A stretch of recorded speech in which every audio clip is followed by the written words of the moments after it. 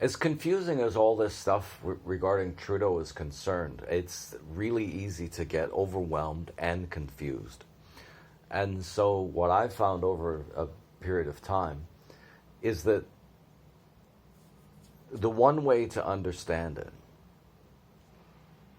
that explains, this is a theory that has explanatory power, this is not a theory, is that they are nakedly totalitarian. So, and it's not just Trudeau.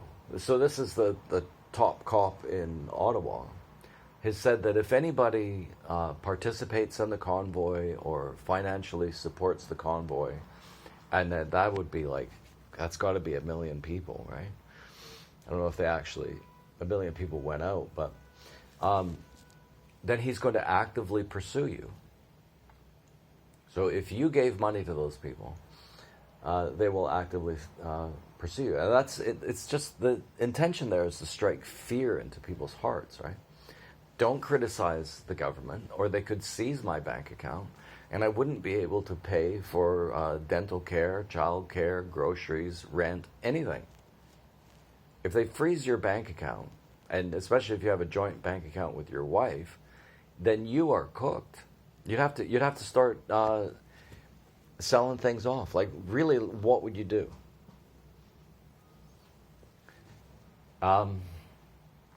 Yeah, so a totalitarian government strikes fear into the hearts of people.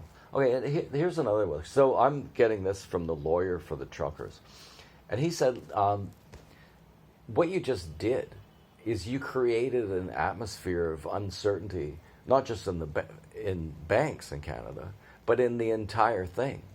If you've got the feeling that if you invest in Canada and say the wrong thing, they could freeze your bank account over this, what's to stop them from freezing your bank account in some other situation? All you have to do is organize a protest. That's what scared them, is the protest, obviously. But their tendency is to just violate people's rights. Just flat out violate them.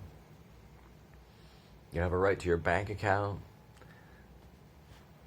You don't have the right to a journalistic class that isn't paid for by the government.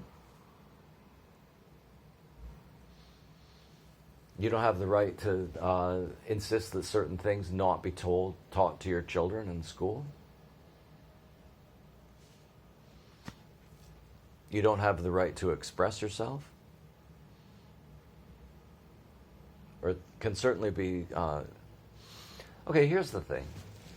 This is what I would say. Is that for quite some time now,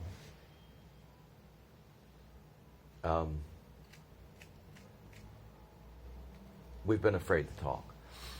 And so this has been my suggestion all the time. You just have to talk. Everybody has to talk. Everybody has to be pointing out that this is a totalitarian government.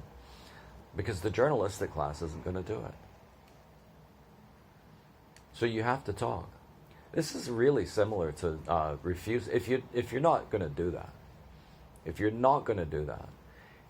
there is an analogy to be made between you and someone who wouldn't fight Hitler. There's a very clear analogy. That's if you know that this is happening, which is a very good possibility that you don't.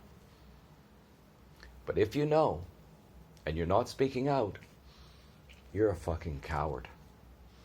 You are a fucking coward.